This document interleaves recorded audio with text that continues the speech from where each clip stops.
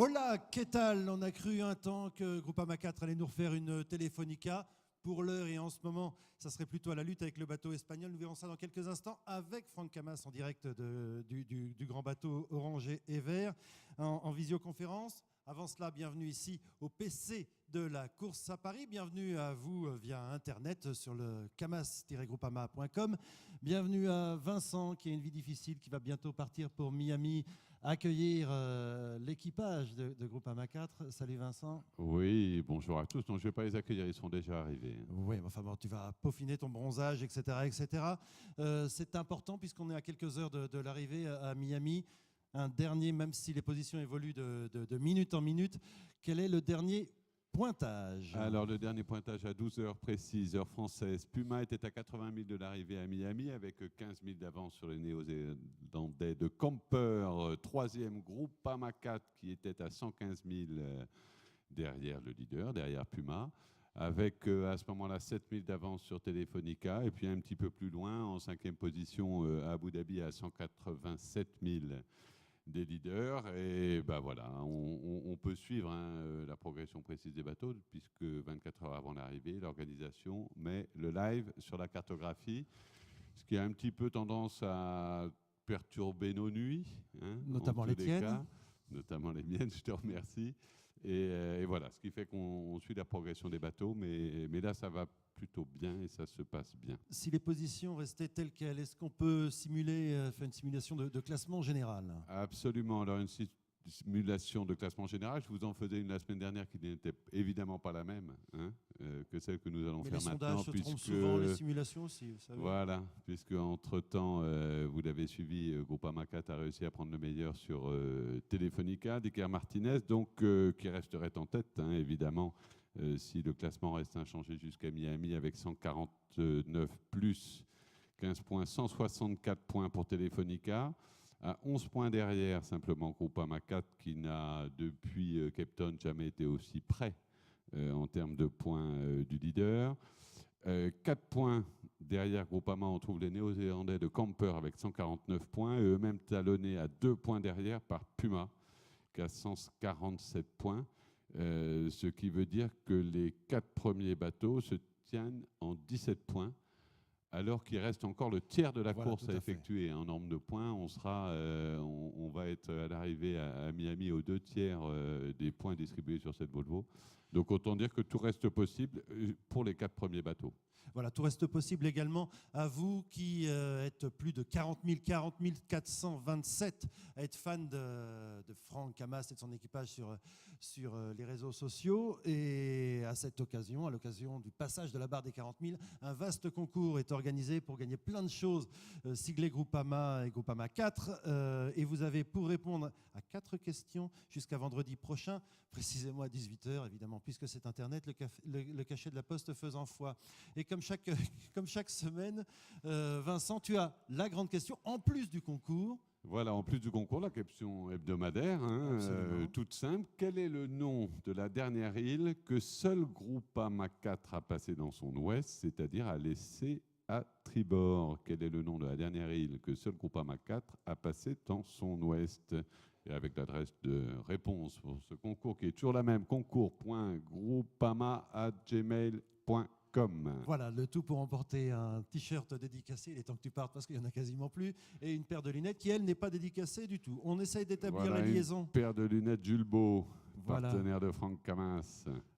C'est pas encore la montre Jean-Richard, ça viendra peut-être à un moment ou à un autre. Pour l'instant, c'est simplement des lunettes et c'est déjà pas mal. C'est pas mal. Bon, dans quelques instants, on sera avec Franck en direct sur Groupama 4. Juste avant, nous allons découvrir les images qui nous ont été envoyées du bateau par Yann Rioux ce matin même. Il n'y a pas tellement de vent. On connaît Damien. Furling job.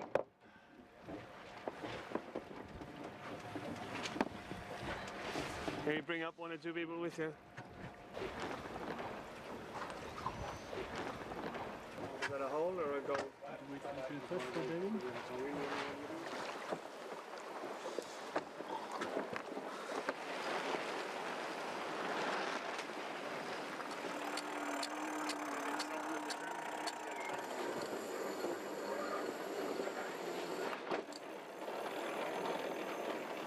là, on navigue dans des conditions extrêmement légères de vent, très instables en direction et en force. On slalom au milieu des Bahamas. C'est très dur pour les nerfs parce que le vent n'est pas forcément comme on l'attendait. Donc on a Telefonica qui est passé de l'autre côté de l'île, qui a tenté une option bien sûr. Et puis nous on fait avec ce qu'on a pour essayer de protéger notre troisième place. Donc il a fait un gros retour, il avance beaucoup plus vite que nous. Et nous on n'a toujours pas de vent, donc il y a un peu d'inquiétude à bord.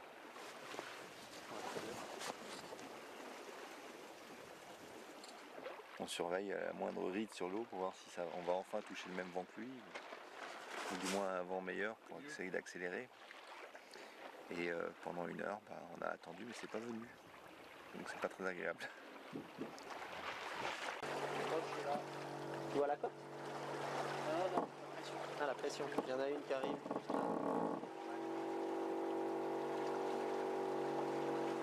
Le problème c'est qu'on s'est fait passer par l'autre au large. Donc c'était pas prévu ça. C'est le problème. Voilà, il est amusant de constater que Groupama 4 joue à saute-mouton avec les trous de vent, qui est très très aléatoire depuis quelques temps. Ce qui est assez intéressant d'ailleurs, c'est qu'ils sont bourrés d'électronique. Tous les bateaux reçoivent exactement le même fichier météo et pourtant ils en sont à la navigation un peu à l'ancienne quand on sort en dériveur dans la baie de Quiberon. Ils en sont à regarder les risées, à scruter l'état de la mer. Scruter effectivement l'état de la mer pour voir les endroits sur lesquels elle est un peu plus foncée, ce qui signifie qu'à ces endroits-là, il y a du vent. Donc assez souvent, dans ces cas-là, il monte un équipier dans le mât qui lui permet d'avoir une vue un petit peu plus générale et justement de repérer ces risées pour savoir où elles sont. Il joue avec la direction du vent, même s'il est très faible, et on le voyait bien sur ces images qui, même s'il varie de 5 ou 10 degrés, même si on avance à 2-3 nœuds, il faut plutôt chercher à les prendre dans le bon sens. Mais ce qui est surtout intéressant dans ce qui s'est passé en fait hier soir, c'est ce qu'on a vu donc déjà depuis avant-hier, Groupama a réussi à prendre le meilleur sur Telefonica, a creusé un écart qui était petit à petit qui est devenu assez important parce qu'il était un peu plus d'une vingtaine de milles. Et c'est cet écart qui en même temps a laissé une opportunité à Telefonica de se démarquer parce que il y avait donc une île, je ne vais pas en donner le nom parce que ça fait partie du concours, mais qui était le dernier obstacle sur la route pour aller parer la première marque à laisser à bâbord le phare d'Eleuthera. Et on voyait que Groupama cherchait à se rapprocher, à se laisser l'opportunité de passer qui à droite, qui à gauche de cette île-là. Telefonica a fait la même chose, et puis à partir du moment où Groupama a passé le cap, qui lui aurait imposé de revenir en marche arrière pour suivre Telefonica, à ce moment-là, Telefonica lui a choisi donc le côté droit ou le côté nord et Groupama le côté gauche. C'était leur idée. Telefonica a extrêmement bien joué en prenant l'option inverse. Et c'est vrai que la nuit a été... il y a 5 heures de décalage. Donc en fait, les images qu'on vient de recevoir là, ce sont des images qui ont été tournées dans la soirée d'hier pour nous. Et on voit que il y avait quand même énormément de tension à bord. On le voyait au travers de ce que disait Erwan Israël, au travers de ce que disait Charles Caudrelier, de ce que disait Franck, qui à un moment, on n'entendait pas très bien, là, dit mais bon voilà, ils sont partis de l'autre côté, ils ont plus de vent que nous. À certains moments, les Espagnols marchaient à 11-12 nœuds quand nous on était à 4-5, donc les écarts se creusent très très vite. Et donc ils pensaient que c'était perdu. Et puis le vent est revenu, on a eu un direct avec BFM TV ce matin avec Franck, et c'était le moment où le vent commençait à revenir de leur côté et avec un meilleur angle pour eux. Ce qui fait que finalement ils s'en sont bien tirés. Ils ont passé l'île d'Eleuthera à peu près à midi, et à l'instant où je vous parle, je regarde précisément, Telefonica n'a pas encore passé. C'est-à-dire qu'en distance, il y a 7 ou 8 000, mais en temps, là, ça fait déjà 35 minutes que Groupama a franchi cette marque, et toujours avec de l'avance sur Telefonica. Ce qui est bon signe parce que normalement, par la suite, il devrait y avoir un petit peu moins de raisons et d'opportunités en fait pour permettre aux Espagnols de revenir. Là, c'est un jeu d'échecs. On verra ça avec Franck tout à l'heure. On essaye d'établir la liaison. C'est un peu un jeu d'échecs. Le Groupama 4 peut vraiment contrôler Telefonica ou c'est illusoire, c'est uniquement sur la carte? Non, logiquement, les vents pour l'instant sont de sud-est, c'est-à-dire que les bateaux naviguent, je dirais, sous spi en cherchant à descendre un petit peu au maximum, mais petit à petit, ils vont s'orienter au sud, c'est-à-dire que les bateaux vont naviguer vent de travers, et là, c'est un petit peu à la queue leu-leu. Après ça, il n'est pas impossible que ça se finisse en sud-ouest, voire en ouest, c'est-à-dire avec des bords à tirer pour finir. Les bateaux, contrairement à nous, n'ont pas la position toutes les minutes, mais ils les ont quand même toutes les heures. Et vu l'écart qu'il y a entre Groupama et Telefonica, comme aux Bahamas, il fait quand même assez beau. On peut penser que la visibilité est bonne, mais ça, Franck nous le dira. Il n'est pas impossible qu'il soit à vue quand même, qu'il se voit. Et ce qui fait que, logiquement, les conditions météo qui amènent jusqu'à Miami doivent permettre à Groupama de contrôler Telefonica, logiquement. Mais on a vu depuis le début de cette étape d'Itachai que les choses logiques ne le sont pas toujours autant qu'on pourrait le penser. Voilà, on va voir la deuxième partie du film de la semaine avec justement ce que Groupama 4, comme les autres bateaux d'ailleurs de la flotte, recherche du vent. C'était la semaine dernière, c'était le jeudi 3 mai, il y avait du vent, donc Groupama 4 avançait vite.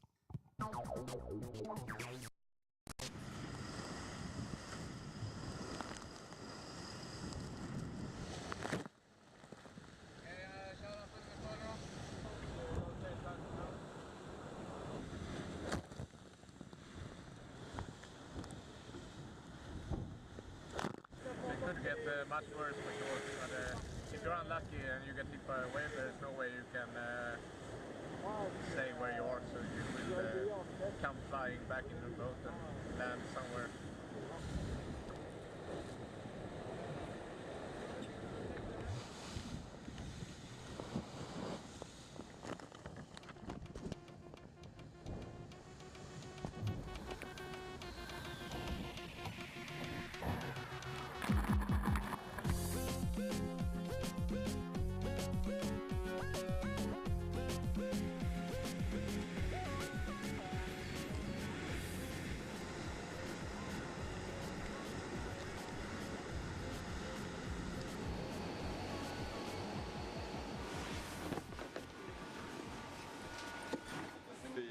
Chaleur, une humidité ambiante incroyable et du coup le moindre effort est pénible et on a besoin à peu près de 10 minutes de respiration à l'extérieur pour récupérer, donc notamment quand il faut matosser juste avant d'aller sur la banette, c'est strictement impossible de trouver le sommeil.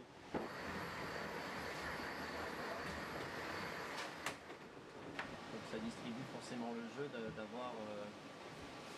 d'avoir ce vent qui a tourné et ce petit temps qui est en train d'arriver sur la flotte, parce qu'en dessous de 10 nœuds de vent, le moindre nœud supplémentaire de vent peut faire des grosses différences de vitesse.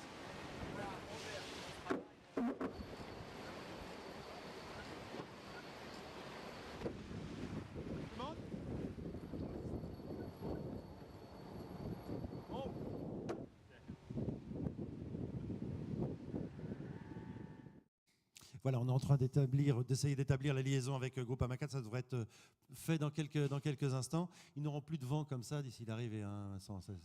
Non, a priori non. Le vent peut tout de même monter à certains moments jusqu'à 15-20 nœuds, ce qui était à peu près les conditions qu'on avait là. Donc ça peut aller assez vite néanmoins. Mais ce sera de toute façon pas très régulier, pas aussi régulier que ça l'a été là. Les deux premiers ont quelques heures d'avance, 4, 5, 6 heures d'avance environ. Oui, à peu près. Ils ont 115 000 sur Groupama. Après ça dépend de la vitesse à laquelle marchent les bateaux au moment de passer la ligne. Est-ce que les choix, les options des deux premiers sont étudiées par ceux qui suivent, notamment par c'est un bon indicateur que de voir un petit peu les conditions de rencontre des bateaux qui sont entre 4 et 5, 6, 7 heures devant vous. Ça vous permet de vous donner une idée un petit peu de ce qui vous attend.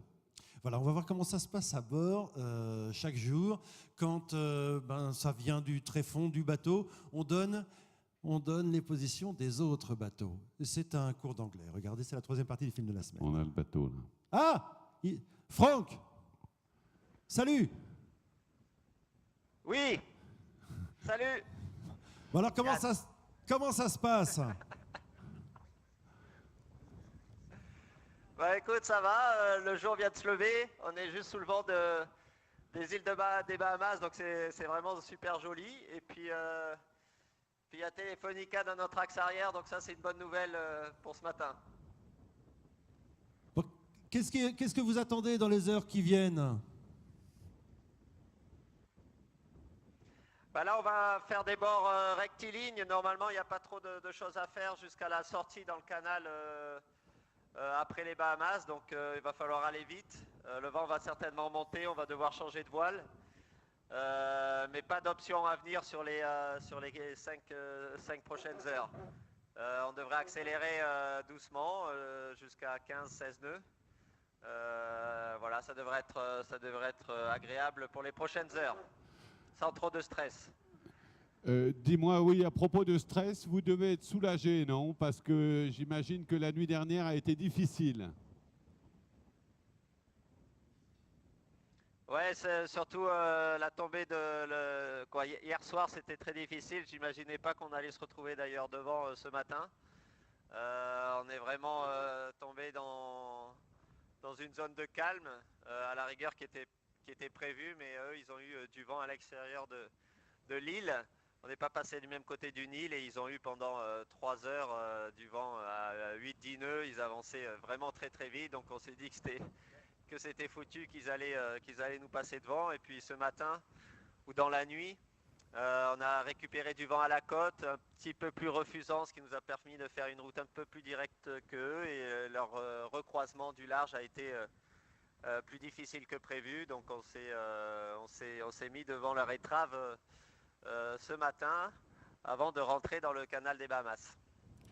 Est-ce que vous avez hésité à passer du même côté de l'île que Telefonica? Est-ce que le choix était difficile entre laisser l'île à tribord ou laisser l'île à bâbord? Bah, le choix, c'est sûr qu'il était difficile quand on est devant. À la rigueur, la seule option du gars derrière, et je pense que c'est ce qu'il a fait, c'est voir où le premier passe et faire l'inverse derrière, puisque c'était sa seule façon d'attaquer. Au point de vue routage et au point de vue vent que l'on avait sur zone, on a toujours fait les bords les plus rapprochants. Donc en termes de direction de vent, on était dans des bords efficaces.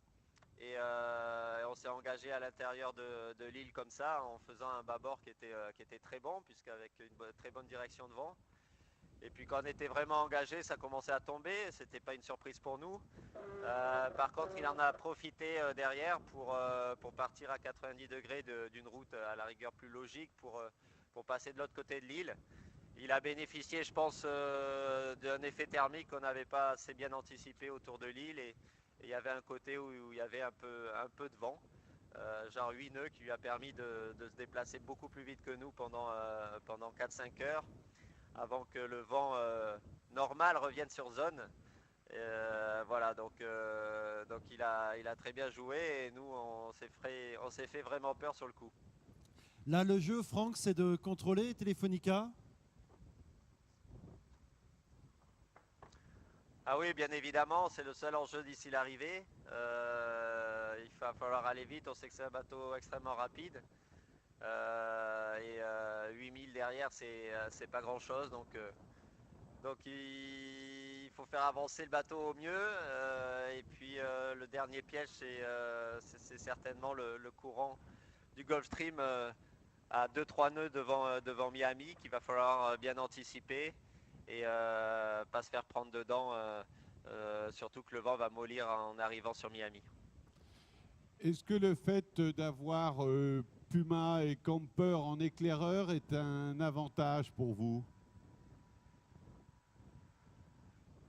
Ouais, je pense qu'on va regarder notamment ce qu'ils vont faire quand ils vont rentrer dans le courant du Gulfstream. Je crois que c'est intéressant de voir s'ils anticipent, s'ils se mettent un peu plus au sud avant d'entrer dedans, voir est-ce qu'ils vont virer avant d'entrer dedans, ce qui peut être aussi une option.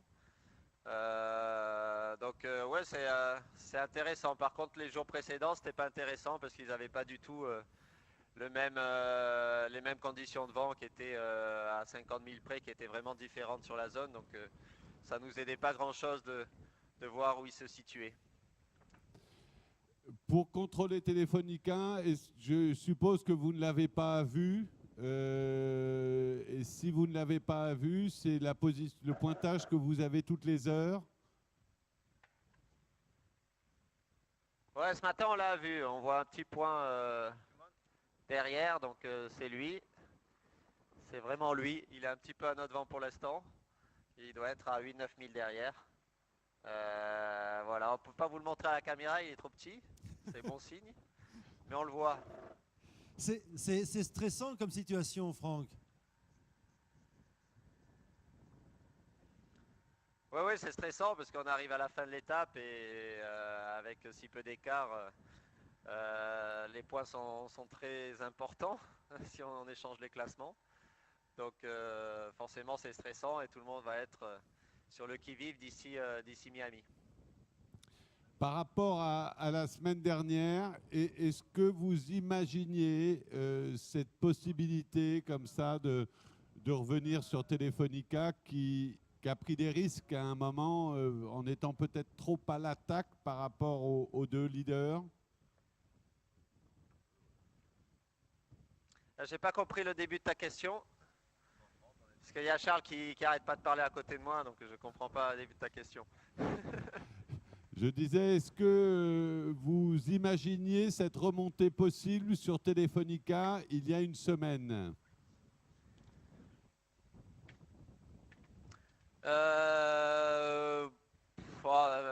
C'est sûr, c'est une bonne nouvelle. Qu'on l'imaginait, oui, on avait espoir. On savait que les conditions allaient être faibles sur la fin.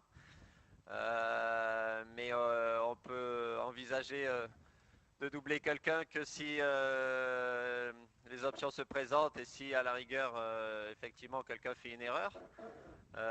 Il s'est un peu trop écarté à l'intérieur de la route pour attaquer les deux premiers. Effectivement, il était du côté où le vent tombait en premier aussi. Donc ça a permis de nous donner une ouverture et une opportunité pour passer devant lui. Et puis de la même façon, lui, il a une opportunité hier pour passer devant nous. Et c'est vrai que quand on est derrière comme ça, dans les vents aussi changeants, on peut vraiment profiter, pas des erreurs, mais au moins des placements qui deviennent désavantageux par la suite. Mais voilà, c'est toujours très difficile d'anticiper ces choses-là. Et parfois, on s'engage dans une option et on s'aperçoit qu'elle est mauvaise bien après s'y être engagé. Parce que les prévisions météo changent également très rapidement. Tu estimes à quelle heure ton arrivée à Miami?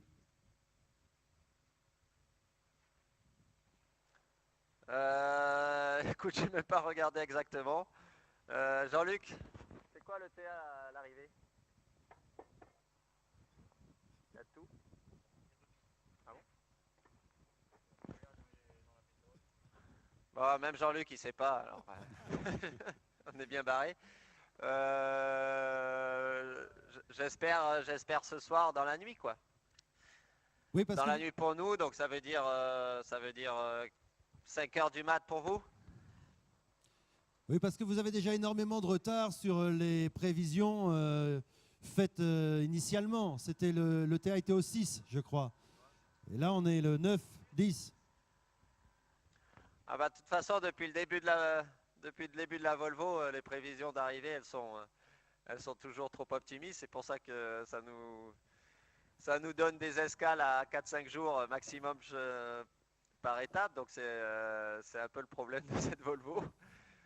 Mais non, bah effectivement c'est le timing le plus long qu'on pouvait imaginer sur nos statistiques sur cette étape. Mais c'était quand même envisageable d'avoir une étape aussi longue jusqu'à Miami. Dis-moi Franck, dans quel état de forme est l'équipage? Est-ce que en dehors de l'adrénaline due à la proximité de l'arrivée, est-ce que tout le monde est en forme? Ouais, ça va, tout le monde est à peu près en forme. Je crois que tout le monde est hâte aussi d'arriver parce que l'étape était un peu plus longue que prévu, parce que il y a eu des moments aussi de longueur dans le petit temps. On a eu beaucoup de petits temps sur cette étape, donc le temps passe difficilement. Voilà, mais sinon il n'y a pas vraiment de blessés de blessés sur le bateau. Je crois pas. Si, il y a Damien qui est tombé il y a 10 jours sur le dos, mais ça a l'air de s'être bien réparé. Et vous avez encore ce qu'il faut pour vous nourrir?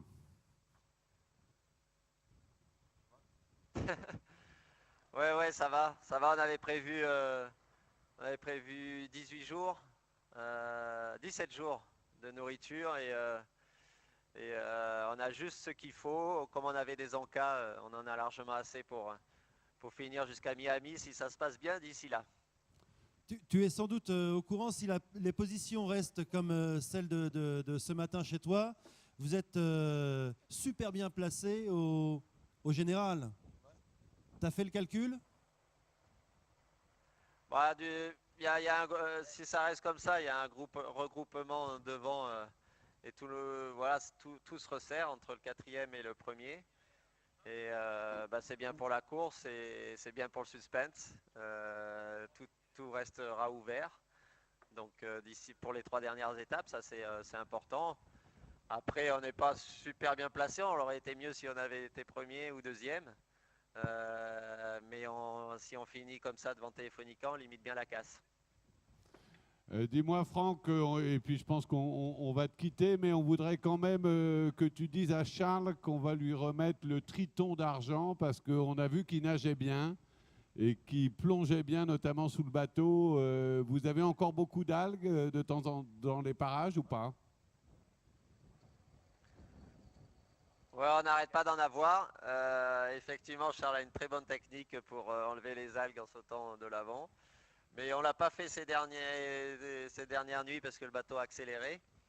Et il y avait encore des algues ce matin. Donc chaque demi-heure quasiment, on regarde les algues dans la quille et dans le safran.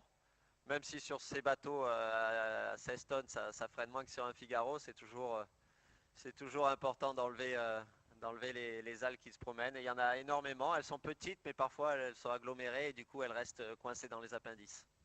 Allez, toute dernière chose, Franck, vous êtes aux Bahamas, Groupama 4 est aux Bahamas, ça nous fait rêver ici. Quelle température tu as? Est-ce que l'eau est chaude? Est-ce qu'il y a des sirènes? J'en sais rien.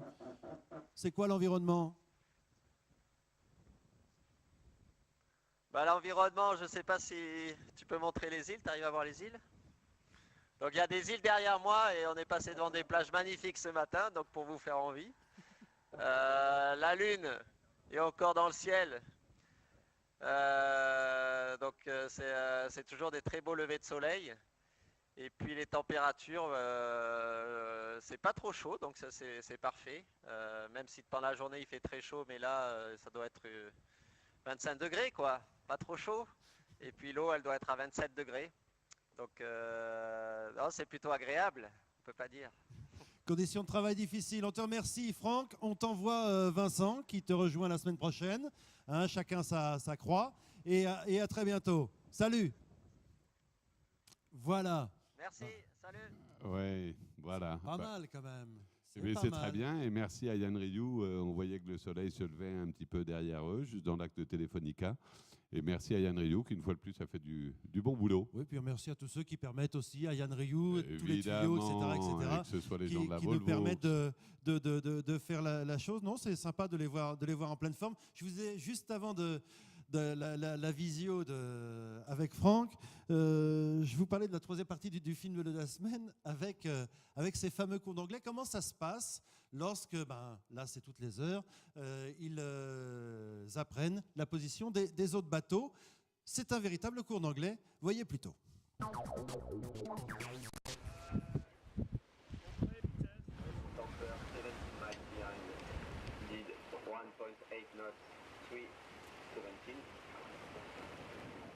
When you get the skip, it's a little bit like Christmas, you know. It's a little bit of excitement. First Puma, speed 9 knots.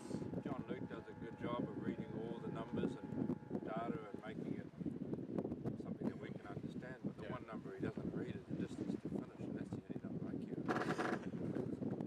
Heading 292, wind 9 knots, wind deer 5.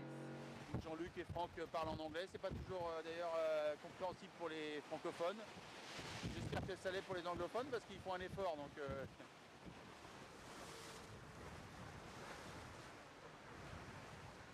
Nous approchons des îles Turques et Caïcos et de quelques récifs coralliens au nord de la République dominicaine.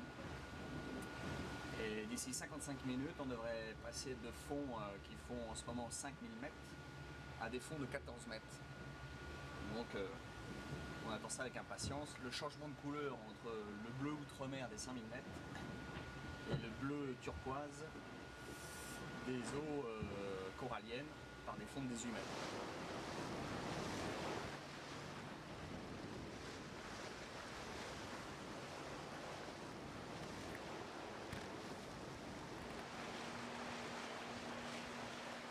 In the early morning light, you couldn't see the weed. Now we can see the islands, but it's still good to have everyone on the bow. Nope. bah là, quand on passe dans des champs d'algues, parce que c'est vraiment des champs d'algues, on a deux solutions. C'est soit de jouer avec la quille, soit on a un plongeur qui est assez efficace d'ailleurs. Hein. On a à peine le temps de lui dire qu'il est déjà au bout du bateau et qu'il réapparaît derrière.